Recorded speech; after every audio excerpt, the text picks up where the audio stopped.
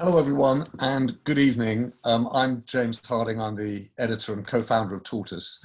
And we're joined this evening by a group of people who have followed more closely and more personally the disappearances, the detention of Chinese journalists, bloggers, political activists. And we're doing so because I suppose since the beginning of the COVID-19 crisis, there's been this question about what's really going on. And it's been a question about the origins of the coronavirus, the handling of the coronavirus by China as it first spread in China and then around the world. But alongside it, there's been this ratcheting up of tension between the US and China, between Washington and Beijing, and increasingly between the West and China as well. And so when we planned this conversation, we had no idea that we would be meeting on an evening in which the UK government did something which is not just symbolic, but actually significant in the lives of everyone in the UK, committing to strip Huawei, the Chinese telecoms company, out of its 5G network by 2027. Now, this won't be enough for some of Xi Jinping's critics in the UK, particularly within Boris Johnson's party, but it's a signal of the fact we are at a different time from just a few years ago when the UK and China, the West and China, seem to be coming closer together in a globalizing world. And we've seen the introduction of a national security law, we've seen the issues of protest and assertions of liberty in Hong Kong. We have seen probably not enough reported, but very significant reports from the BBC, Reuters and others on the detention of not hundreds of thousands, but potentially well over 1 million people in education camps in Xinjiang in northwest China.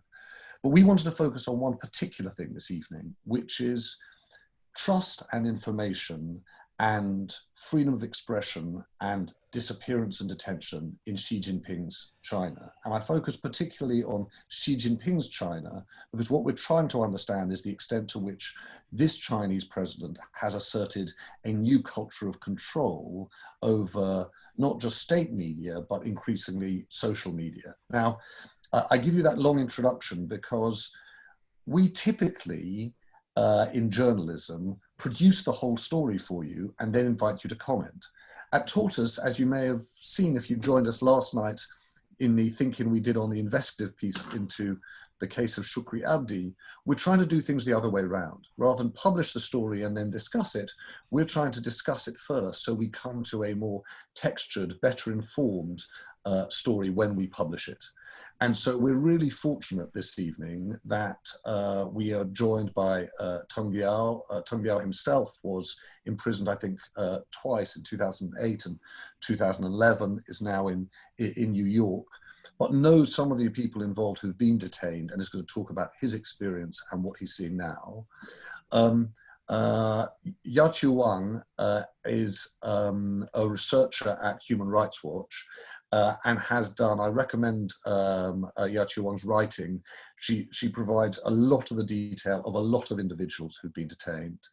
And Minxin Pei, I've known for many, many years, is one of the most sort of broad-reaching and far-reaching commentators and thinkers about China and Chinese politics. And I don't know quite how early it is, Minxin, for you to get up, but we really appreciate you joining us too. The nature of the ThinkIn is that it's intended to operate like an editorial meeting. So everyone can join in, give us your point of view, tell us what you think, stick your digital hand up. You know how to do that if you've been on these Zoom calls, hit the participants tab, or join us in the chat with views or voices that we need to hear. My colleague, Giles Whittell, is actually the person who's writing the story on China's Disappeared. And he's here marshalling the chat as well. There's Giles. So I'm going to bring Giles in because he'll have better questions than me, certainly more to the point. But if I can, we started, by the way, joking with Jacqui Wang because in China you would call her Wang Yaqiu, and now that you're in the States, I imagine we call you Jacqui Wang. So I'm going to go backwards and forwards, not knowing exactly how best to address you. But why don't you start, if you would, by giving us a sense of how many people are being detained, what kinds of people? Take, if you like, a specific case of people that you've noticed who have been detained or disappeared, and what's the kind of stories they're telling, what's the kind of journalism they're doing? First of all, thank you so much for having me. Well, I think I would divide, the people who are detained into two groups. One is the ones we know as Chen Qiushi and Fang, and also there are another, at least two that have been widely reported, Li Zehua and Zhang Zhan. Yeah. So those are the people who have been in activism, so they know the risks. They know how the government does not like independent journalism. They know they could be detained or imprisoned for going to Wuhan to do independent reporting. So, I mean, I don't know the number. We've heard at least 4 prominent cases, and there are other, there must be other cases, people who are less well known. So they have gone to Wuhan at the beginning of the coronavirus. They have, taken videos of the situation. They have broadcasted on YouTube, on Twitter. Chen Qiushi was disappeared on February the 7th, and Fang was disappeared on February the 9th. And both of Li Zetian was detained later, but he was released. The two people, Fang and Chen Qiushi, now we haven't heard anything from them. I've been in contact with Fang with Chen Qiushi's family and his friends, but I think they have been threatened by the Chinese authorities. If they speak up for Chen Qiushi, they could themselves be detained, or that would harm or Chen Qiushi even more. That's usually how the Chinese authorities threaten you. If you talk about your family's case to the media, your family member going to be jailed even longer. And can you just explain something, just before we go on? If I understand it, Fang Bin is a vlogger based in Wuhan, but Chen Qiushi is an interesting one. If I understand right, Chen Qiushi developed quite a big following for his social media by covering the floods in Ganzhou, right? So Chen Qiushi had done a fair bit of citizen journalism, blogging. He deliberately went to Wuhan to cover the COVID outbreak. Is that right? Yes. I got to know him when he went to Hong Kong to cover the protests. So he used to be like a media personality. At that time, like several years ago, he was a media person. I had no idea about him. Right. Then he became a lawyer. Then I got to know him when he went to Hong Kong to cover the protests. And then he got back to China, got harassed. His colleagues and his family got harassed. But at that time, he already built a following for speaking up critically of the Chinese government, for trying to bring what he saw in Hong Kong to the Chinese audience. So yeah, of course, he knew that what could happen to him for going to Wuhan to take the videos. Fang Bin is a little bit different. He is from Wuhan, so he was a business person. I mean, it's his, so he cares about what's going on in his cities. And so Fang Bin was a video blogger, right? A vlogger there. Chen Qiushi. He has a job selling clothes. That's his where he got income. But he also cares about the society, so he blogs. Right. Okay. So he's selling. He's got a clothes selling. He sells clothes. He becomes a vlogger. Can we just talk a little bit more about Chen Qiushi? Because as I understand it, if I get you right, he was detained or disappeared on February the 9th. And we've not seen or heard anything from him since? Correct.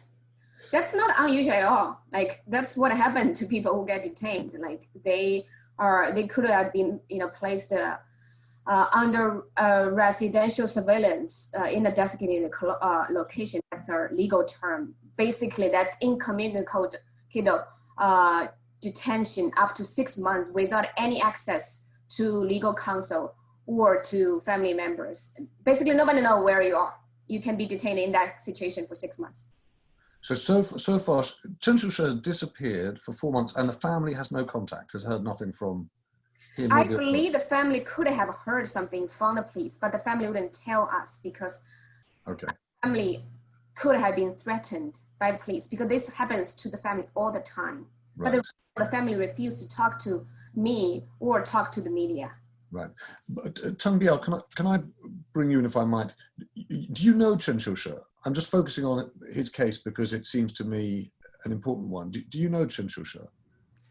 Chen Qiushi is a lawyer, and a few years ago he won a talk show competition at an official television, and he's active blogger. So and you know, Yaqiu said he went to Hong Kong to do the reporting during the protest last year, and then this January, when everyone was trying to leave Wuhan, and Chen Qiushi went from Beijing to Wuhan to report the COVID-19. So and he's kind of famous in China because of he won the competition of talk show. Yeah. Right. So he's quite a famous and well-known person. So why? The thing that's confusing to me is, would he have felt at personal risk when he was in Wuhan? Would he have known the risks? Yeah, I think it was his first time to be detained, but he must have known the risks because he's a member of the lawyers community. You know, enforced disappearance in China is really rampant. You know, in 2015, we called it the 709 crackdown. More than 300 human rights lawyers were either arrested or disappeared. You know, and many of them are still in prison. So Chen Qiushi knew that, and even I have documented many cases of the enforced disappearance. Some very famous people could be disappeared, like Fan Bingbing. She's not a human rights activist, but she's an internationally famous actress.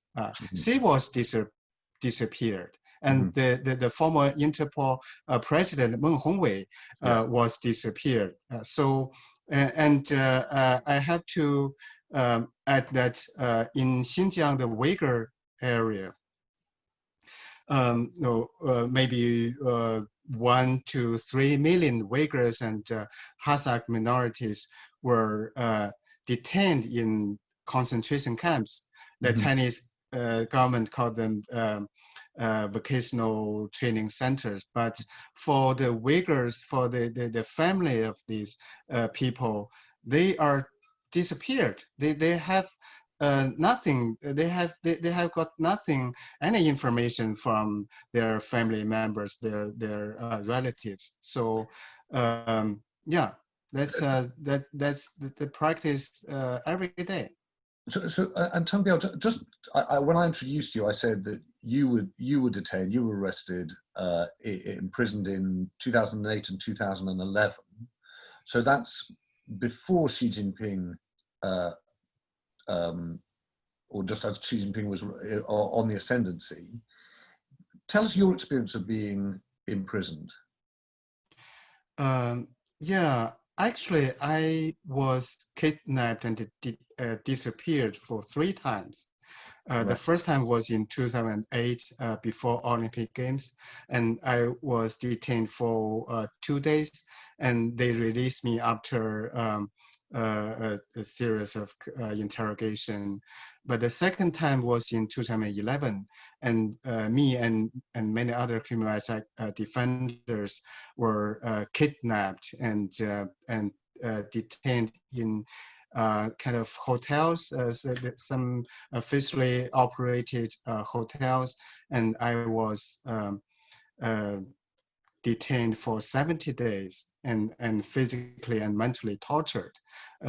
Many other human rights lawyers and activists were also disappeared and tortured at that time. The background was the Jasmine Revolution in Middle East, and somebody was calling for a similar protest in China. But one day before the scheduled protests, hundreds of Chinese activists were kidnapped. These two times were in Hujintao era, but I was also disappeared for another time during Xi Jinping era. That's in 2013. It's only one day disappearance, and I was released before my family and the media could know my disappearance. Right.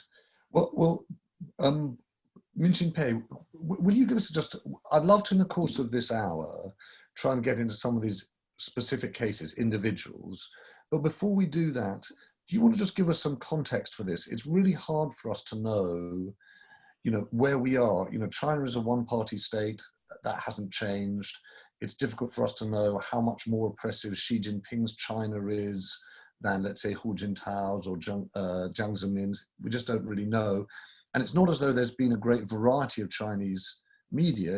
It's still China Central Television. It's still China-controlled newspapers. So how has information activism, human rights changed in the last decade under Xi Jinping? How much is it really changing? Yeah, even though if you, it's very hard to get the best numbers to do a quantitative study to show how repressive it is. But based on reports from China, Western press, reports from dissidents, and anecdotal evidence, and of course, what's going on in Xinjiang, China today is by far the most repressive, has the most serious repression since the end of the Cultural Revolution. So China has taken a giant step backward in terms of its openness.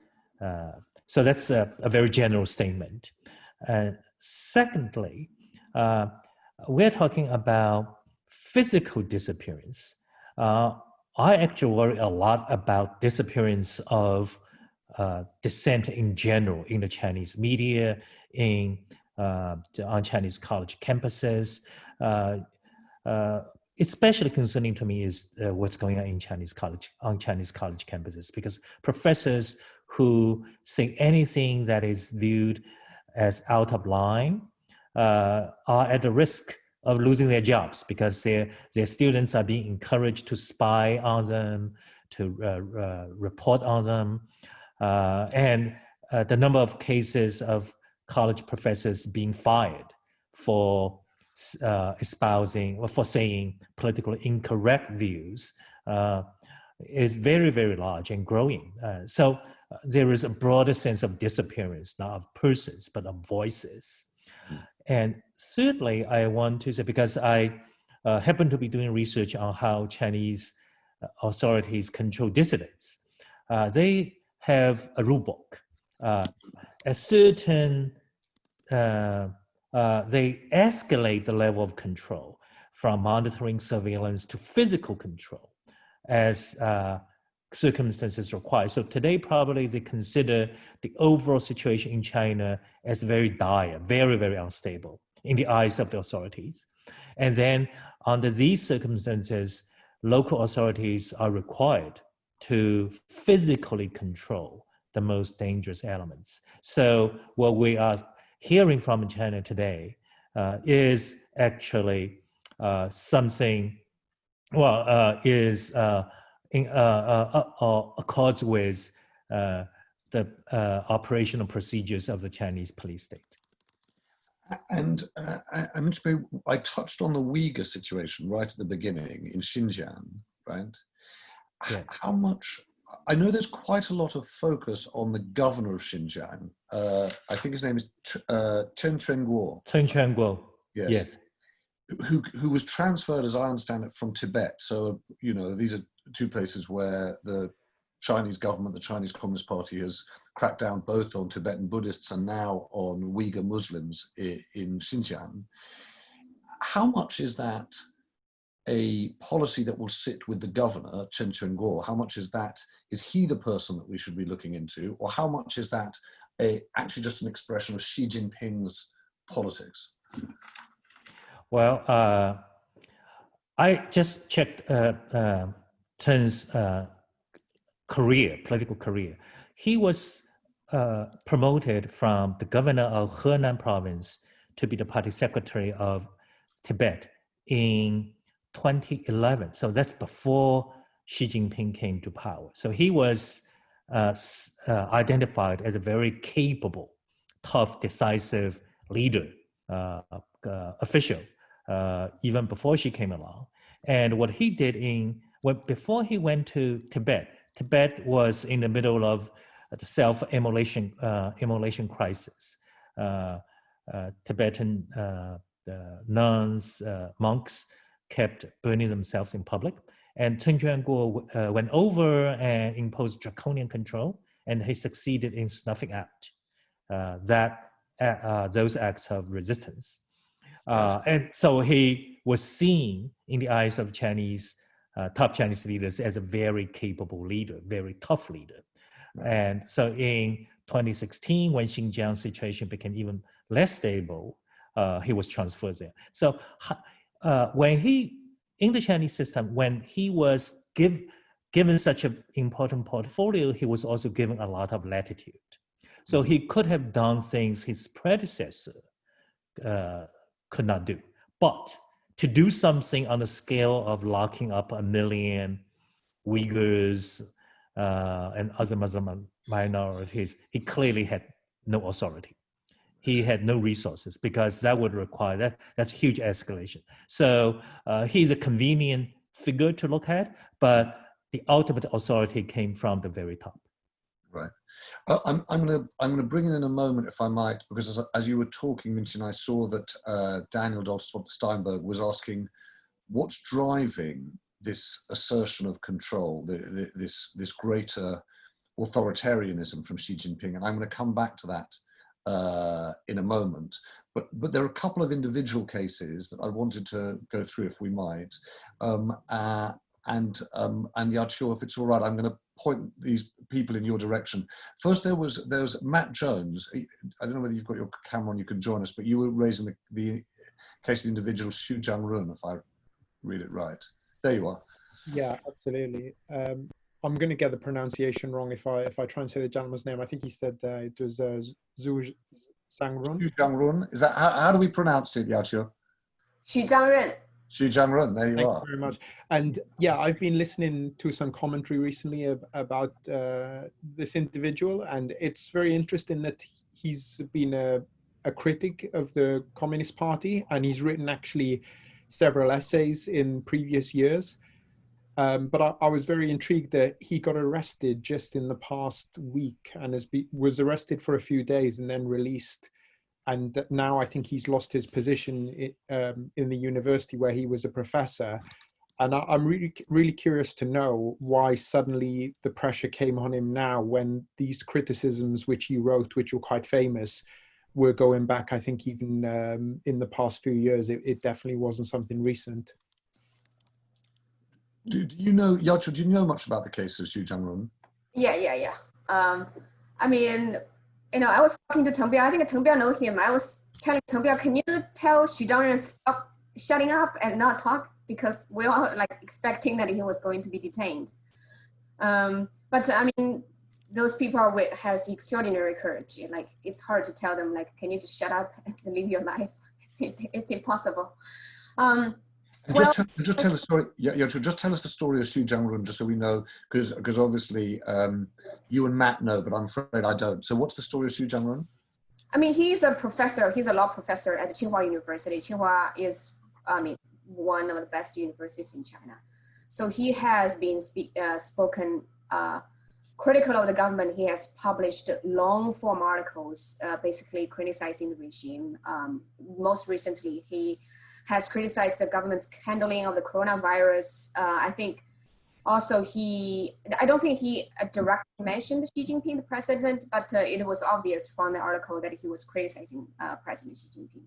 So I think, I mean, his article was translated into English, so at least it was widely known among China watchers and intellectuals. Now he, I think about 1.5 weeks ago, he was detained and for 6 days, and absurdly, the government has charged him, well, not charged, has accused him for soliciting prostitutes. So now he's released after 6 days, and he was fired from his job. And the reason he was fired was because of low morality. So the charge and accusation are obviously ridiculous. But I think the reason why he wasn't charged with a higher crime, like more serious ones, like the ones that usually are leveled against dissidents and activists, like inciting subversion of state power, or picking quarrels and provoking trouble. Those are the crimes that are usually leveled against activists. I think he was given a lighter crime, which is solicit prostitute. I think because he was part of the system. He's a professor at a prominent university, which is recognized as part of the system. So usually the government would give some lenient treatment to people like that. I mean, if he continued to speak critically after now he was fired, he could be categorized as those people who are outside the system, who are are critical of the government. Then there could be more severe crimes leveled against if they if he continued to speak. But this, if I understand it right, speaks exactly to the point that Minxin Pei was making, which is you may be a successful professor at a very prestigious university like Tsinghua, and then if you speak out, before you know it, you're being accused of soliciting prostitutes. That's going to make a lot of people much more cautious about what they say. So I take Minxin's point about the suppression of dissent and freedom of expression more broadly in college campuses. I just wanted to go back to Tung Biao, and then I'm going to bring in Daniel, as I said. Tung Biao, firstly, can I just check that I understand something? The 709 crackdown that you referred to and the 300 human rights lawyers, forgive me, what does the 709 refer to? July 9th, July 9th. 2015. And what was the one date or that month, the fact that it happened in that month? The July July 9th. July 9th. Yeah, and then scores of Chinese human rights lawyers were taken away and disappeared. And so a few months following July, and more than 320 lawyers were targeted. And I just want to ask, why specifically that time? Why was it on the 9th of July in 2015 that there was a sudden swoop on human rights lawyers? Actually, there wasn't a particular reason for the roundup of human rights lawyers. I am one of the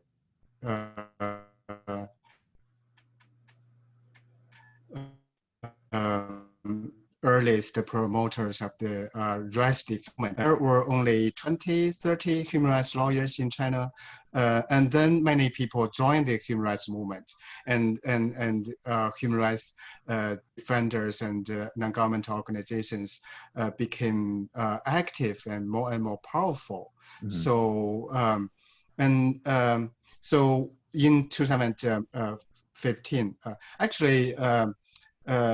Xi Jinping, after Xi Jinping came to power in late 2012, he started a comprehensive crackdown on the civil society, say bloggers, journalists, the internet, independent scholars, and underground religious groups, and lawyers played a very significant part of the human rights movement. And then it's inevitable for this group of lawyers being persecuted. Right. Well, this links to a question. Daniel, do you want to raise this point about the why? There you are. Hello. Hi. Yeah, it was actually a very quick question. I mean, this is a really fascinating topic. It's very focused on national China rather than international, which is also in the news every day. I just wondered why the panelists feel that China's gone backwards in the last maybe 5-10 years, rather than continuing on its previous trajectory, which was much more global. Minxin, do you want to answer that, and specifically why Xi Jinping on so many fronts seems to be cracking down? Well, if you look at the just the freedom within China, we've talked about this. The number of people, prominent people arrested, sentenced, or driven into exile. I just based on my observation of the number of exiles in the U.S., we've seen probably the largest wave of exiles since Tiananmen. So this is just one data point. If you look at the number of websites shut down, if you look at my view is that every day I read Chinese press. I look at the number of articles I think contains real information. And I count the number of pages I print. Fewer and fewer, probably on many days I don't see any real news. So the amount of control imposed on Chinese society clearly is much higher today. And you look at something like Xinjiang, what's going on in Xinjiang is inconceivable. And this happened in the last 3 years. So that's China's relationship with the outside world. The kind of economic decoupling, the kind of antagonism, and just the latest development in Hong Kong. It would be very hard to make a case that China has not moved backward. It's a lot easier to make the case that China has not only taken a step backward, but a gigantic step backward, a very dangerous step backward. And Minxin, I guess, just to echo Daniel's point, why? Because when I was in China, I think when we first met was, 96 to 2000. And just to take you all the way back there, the argument then was, when I arrived, it was 7 or so years after Tiananmen. But the idea was that the liberalization, the reform and opening up of China would lead to much greater prosperity, which it did, but then that the prosperity and the internationalization of China would lead to greater freedoms. It wasn't going to be a more authoritarian world. The reason why people were excited about China joining the WTO, the award of the Olympic Games to Beijing in 2008, the reason for all of that was a China that was engaged more in the world would not only be more secure in terms of international interests, but also better to its own people. So why has Xi Jinping apparently become more authoritarian? Yeah, well, you asked the right person the toughest question, because I'm writing a book on this. So I have, if you want an hour, I can give you an hour, but I'll give you a very quick overview of my answer to this. It's not just Xi Jinping, it's the system as well. China's, I make a 3-point answer. One is, despite economic reform, China's totalitarian system, the key institutions have remained essentially intact. My analogy is that this is like a machine. You have cut off the power, but the machine has not been dismantled. All you need to do is to flip the switch and totalitarian machine will kick back to life. So, and we've seen this in the last couple of years. And secondly is really China's economic growth. If China were a poor, weak country, with like North Korea, we wouldn't care that much. Yeah. But China now has the power to challenge the liberal West. That's why we care. And third is that Chinese leaders play a very important role in setting policy. And now we have Xi Jinping, who has a very different worldview, who is much more risk-taking than his predecessors. His predecessors were very conservative, very risk-averse. But Xi Jinping has a much bigger risk appetite. So you see a radical shift in policy. And do you think, Minxin, that to some extent, Xi Jinping has made the right calculation for himself and for the Chinese Communist Party, which is that a country that is poor has a much smaller degree of inequality, much less financial or commercial power sits in the hands of few people. As China's got richer, the reality is that certain individuals, certain institutions have become much, much more powerful, and that Xi Jinping's judgment is, I have to, in these circumstances, more than ever, assert the power of the state to make sure those individuals and those organizations know their place. It's a response to growth rather than weakness. Yeah, I would say that certainly his calculations have worked very well for himself. That is, he has amassed a huge amount of power. Whether his policies, the radical change in China's direction is going to work well for the Communist Party remains to be seen. My take is that it has not really worked well for the Communist Party. The Communist Party itself is split. The party had a much better time with the collective leadership than with a strongman rule, and China's relationship with the outside world was much more stable. And now the party actually faces for the first time an existential external threat, because the US is determined to see the end of one-party rule in China. And once the US sets that go, the party, I'm not going to say the party's days are numbers, but the party now finds itself faced with a very powerful external foe. Thank you. Jacqui, can I ask you about that? A friend of mine was in Beijing last year, in I think the back end of 2019, and said that he was really struck talking to Chinese officials how many people were talking about the centenary in 2049, right? How the Chinese Communist Party made sure that it would survive through to mark 100 years of rule since the revolution in 1949. And I saw that you were writing about two individuals I'd not heard of before, Tsai Wei and Chen Mei, part of a group called Terminus 2049. So can you tell us a little bit about that? What is that, and who are they, and what are they trying to do? I mean, these are two young people who are idealistic. Both of them went to Tsinghua, one of the top universities, and several years ago, they were members of a group called Li Ren图书馆, Li Ren Library. So it was a project that you bring books to the rural areas. You set up a library, so you bring knowledge to the people who are the underprivileged people. So they were part of that group, and that group was led by Li Yingqiang, activist. Later, he was, the group was, this activity was shut down, and Li Yingqiang, the head of the group, was detained for 8 months. So the group dismantled, but they continue to do, here and there some good projects. So Terminus is a project that you archive articles, social media posts on the Chinese internet that had been censored because usually they contain information the Chinese government doesn't like.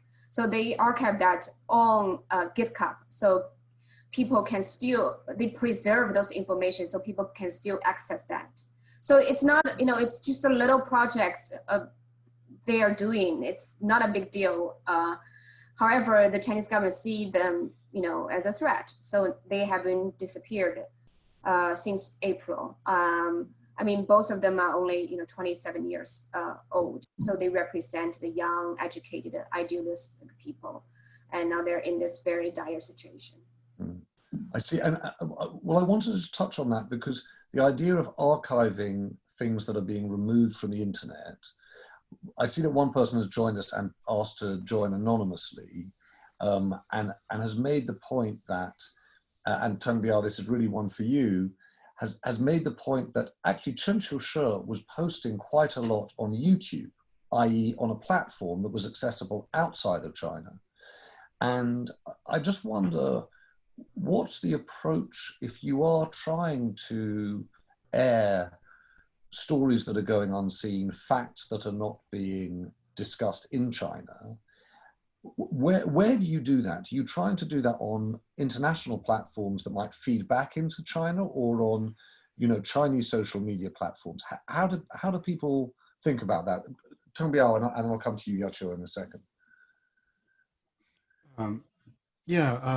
When I was a human rights lawyer in China, it's not so difficult for us to circumvent the Great Firewall, the GFW, and we have all kinds of softwares and apps.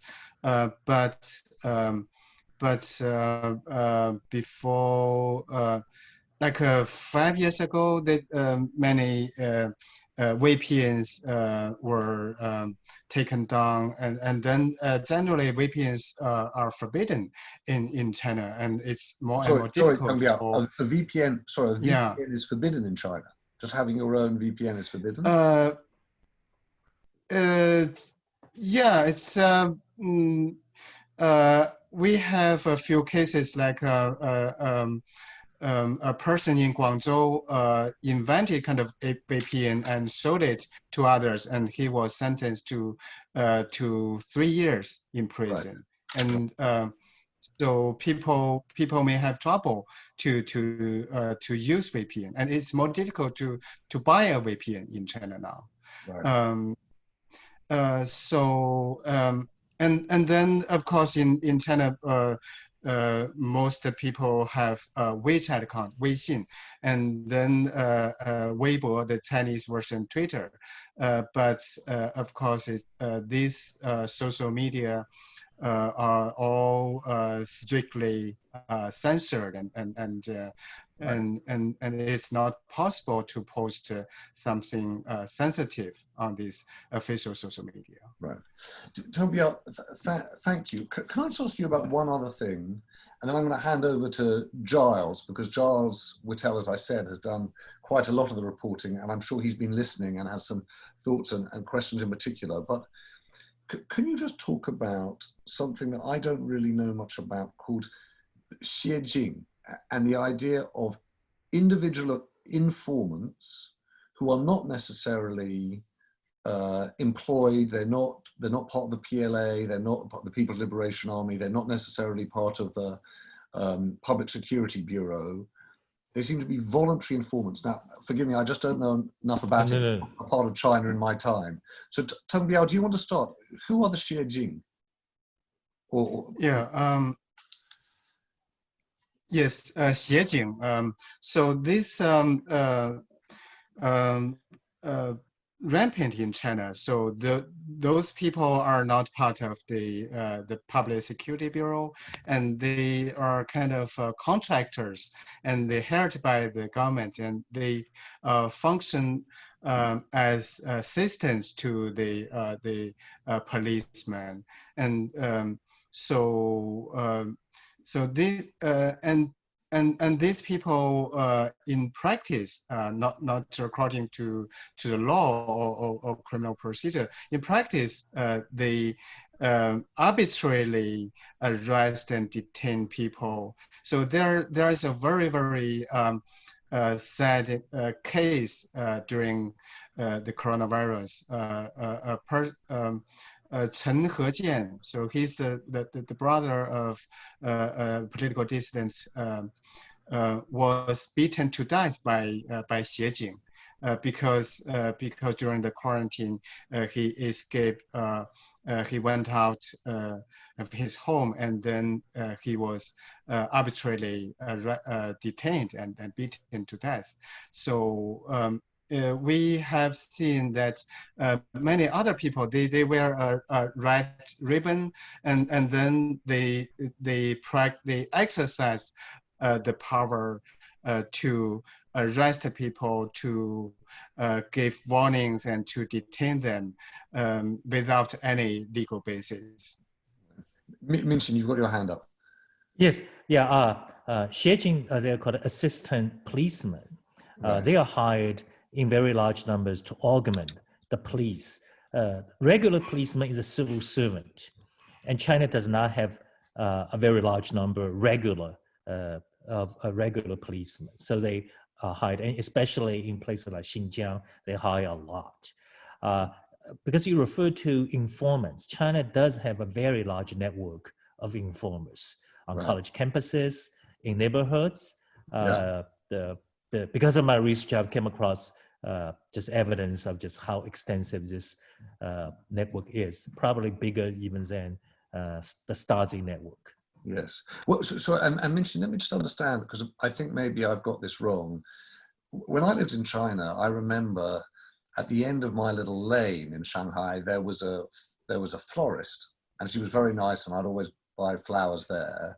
And one evening she was closed, so I walked down the road, probably about 4 blocks, where there was another florist, and I bought the flowers. And she said, "Who are you? Where are you from?" And I said, "I'm from London." And she was like, "Oh, I know who you are. You're the one who lives on the 3rd floor in that apartment block, and you've got the Australians, 2 floors down." And someone explained to me, yes, these people are informants, right? They are the ones who basically neighborhood by neighborhood keep people informed of what's going on, right? So it's sort of professional gossips.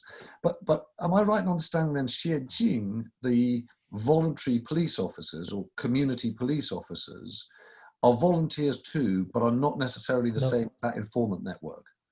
No, Xi Jin are not volunteers. Xi Jins are hired hands. Oh, I see. They are not classified as civil servants, Right.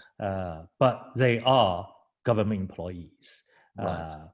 But the flower lady, the florist, is based on the classification of the Chinese security forces is called positional informers. These are the informers that are positioned in key locations, which will allow them to observe sensitive people, such as foreign journalists. Right. Okay. Giles, I keep saying I'm going to bring you in, but you've done most of the work on this. So what do you think we should be looking at? Well, I am curious, and this may be a Western obsession with individuals and named individuals, but who in the Politburo or immediately below that level should we identify as personally supervising the sort of information control effort nationally, and particularly during the COVID crisis? I mean, reporting presumably to Xi, but are there any individuals that we should know about who are ministers for propaganda and censorship, or who are personally responsible for the Public Security Bureau and for all its personnel nationwide? I mean, I've asked this question of other human rights workers, and the response is no, it's the system. But it must be more than the system consists of individuals. So anybody, Jacqui, is it something that you could address? Well, I think, yeah, it is the system. But as you said, the decision making made by people. I mean, the Ministry of Public Security, they make certain level of decision. Then the head of department, the provincial department of Department of Public Security, they make a certain level of decision. So, I mean, in terms of propaganda, then the head of propaganda, I think probably it's by hierarchy, like in terms of what kind of decision, like how big the decision is made. So, I mean, those, usually the party secretary is actually the person who makes decision within, a department or ministry. Maybe the other two have better ideas. I mean, they're scholars on the system. So first, I think many people, many scholars at China now is kind of authoritarian system. But my argument is China is not an authoritarian system; it's totalitarian. So it's kind of total control since 1949. It's always this kind of total control and total surveillance. And so in terms of monitoring the people, like and the secret police, there are many different and complicated system, like the Public Security Bureau. Part of it is inner security, we call it 国保, and then there is State Security Bureau, 国安, and we have military security, military intelligence, and internet police, and as Minxin Pei said, we have less number of informants in universities, in units, in SOEs, and communities. Even the lowest community, there are many informants and the people who monitor others. So it's and we have. And of course, the Communist Party has the highest power, and there is a political legal committee within the party. So it's hierarchically in every level of the government. And a political legal committee is in charge of the general stability and legal issues. Can I, Giles, do you want to go on? There was one follow-up to that, really, for Minxin Pei.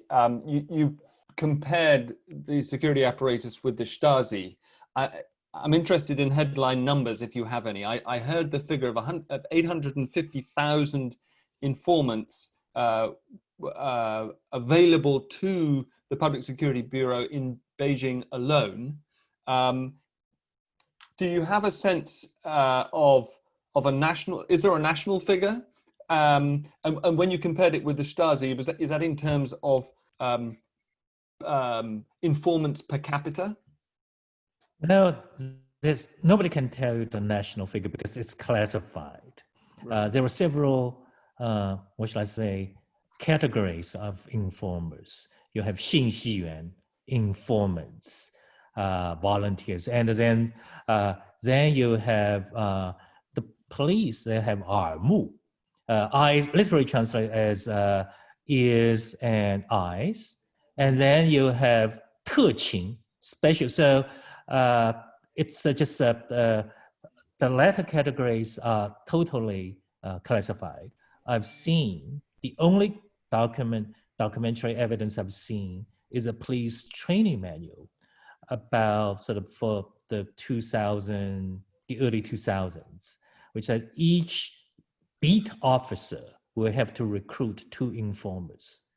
So I don't, of course, you don't know whether that rule applies to beat policemen everywhere, but if that rule applies, then it's a very, very large number.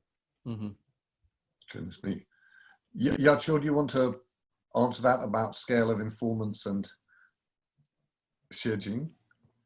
Well, I would like to tell a little anecdote. When I was in college, I was in a group talking to a foreign visiting scholar. I just made a very random comment.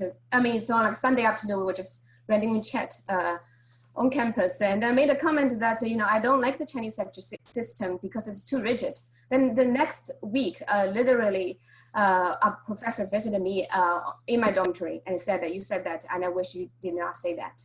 So I had no idea. Like, it was such a random occasion that I said some randomly mild criticism towards the system. That was what happened to you. So I have no idea of the term in terms of the scale. I think it's just very pervasive. And I think everybody who grew up in the system, who went through the education system, this is something that ingrained in you, that you understand that when you say something that just, in public, you could be reported. So that's affect your psychology and you start to self-censor. That's Yachio, I think it's such an interesting example because I certainly found when I lived in China, it took me a long time to understand the psychology of self-censorship and how incredibly attuned Chinese people are to where the political mood is so that they don't say the wrong thing in a way in which, frankly, we here, it's not that we're all great fighters for freedom of speech. We're just not paying attention, right? It's not paying that level of attention. So I just wanted in the last 5 minutes, though, to come all the way around and, if you like, try to understand what we know about what's happening now in China. And the reason I ask that is that according to the latest official reports, China has 86,000, just over 86,000 cases of COVID-19 and 4,600 or so deaths, right? And I just wondered whether or not the three of you, and answer each at a time, think that is true, think that those numbers are broadly accurate, and whether you think that the coronavirus really took hold in Wuhan in, let's say, December 2000 or November, December 2019, when its true origin began. So, Minxin Pei, why don't you start and say, do you think the numbers are true? Do you think the origin story is true? Well, first of all, no expert, because this really requires a great deal of professional expertise. But again, based on my broad understanding of how the system works, the numbers before, say, the end of February should be very suspect, because it was a chaotic system. There was a lot of incentive to sugarcoat the situation or to disguise the extent. But afterwards, I think probably my confidence, well, after March 1st, I would more or less believe in the official numbers, because there will be no political incentive to change the numbers. Before that, there was political incentive. After that, if you report, you can actually get very seriously punished. Thank you. Teng Biao? Yeah, first, the number, the statistics in China should not be trusted. We know under the Communist Party, the statistics serves the politics completely. And one example is in 1 week in January, the number of COVID-19 was 0. The reason was the local Lianghui, the congressional meeting, was in that week. So the government, of course, manipulated the numbers, and then I think the question, more important question we should ask is, even if the China model of dealing with COVID-19 is a success, it is not an example we should follow, and it's not possible for any open society, any democratic country to follow that kind of example. It's a total control. It's a serious violation of human rights and human dignity, like arbitrary detention, disappearance, cover up, detaining of the whistleblowers, and so it's really not possible for any free country to copy that kind of model to deal with COVID-19. Thanks, Teng Biao. Jacqui Wang, the same question to you. When did it start? Are the numbers true? Well, I think I agree with Professor Pei and Teng Biao that I mean, the number initially there probably is not accurate, and they probably covered up. And right now, I think the situation is largely under control. But I mean, I have another anecdote. So I talked to a very low-level official in a province, and she was tasked to take temperatures of people who enter in a community. So you know, had those temperature thermometer gun.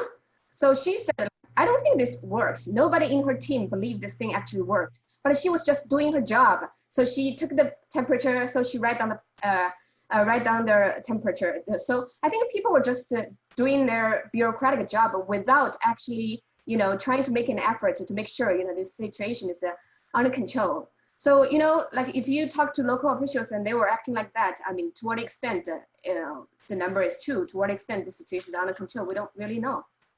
I mean, in terms of whether the virus originated from Wuhan, I have no idea. I don't think anybody knows at this point. Well, Jacqui Wang, thank you. I'm going to leave Giles to do the hard reporting. What I can say is that this conversation, and listening to you, Jacqui Wang and Tang Biao and Minxin Pei, I do come away thinking sort of four connected things, really. There's so much discussion about China in the world, the US-China relationship, the trade war, increasingly, of course, Hong Kong. And there has been, we did a long and in-depth piece into what's happened in Xinjiang. We've done quite a lot of discussions about the Chinese social credit system. And of course, when Xi Jinping extended his term, the constitutional changes, there was a focus on that. But in these individual cases, thinking about Chen Qiushi, Fang Bin, Tsai Wei, Chen Mei, Xu Jiangrun, all of these cases, what you are really struck by is the point I think that you made, Minxin Pei, which is it's not just about physical disappearances. It connects to the point that, you know, Jacqui Wang was making, which is what's the knock-on impact in terms of the way in which people talk, discuss, debate, and the disappearance of debate, the disappearance of discussion is so significant. So the silencing as well as the disappearance is really significant.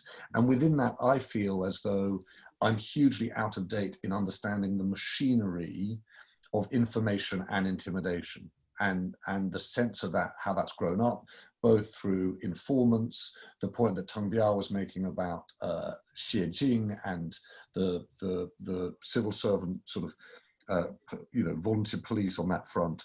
But, you know, we touched in the chat a fair bit on AI and technology as part of that surveillance machinery. All of that, I think, does come to Giles's point, which is we're humans, we need to understand the humans who are in charge. And so talking a little more in detail about Chen Qiushi in Xinjiang, I think is important. I think we do need to put, you know, a name to the people responsible for what's happening in Xinjiang. But ultimately it comes to understanding, as Daniel's question suggested, the politics of Xi Jinping and why it is that he's made or seen fit to make these changes. Will help us understand better the international arguments we find ourselves in. I just wanted to say thank you so much to the three of you. We don't underestimate the complexity of what you're dealing with or the courage it takes to take these issues on. So it's really valuable to us to be able to hear from you directly. Thank you to everyone who joined us, and do look out for Giles's reporting. We hope to be able to look at this in some depth in the near future. Thank you very much, everyone. Thank you. Bye. Thank you. Thank you for Bye. having me. Bye. Bye. Thank you.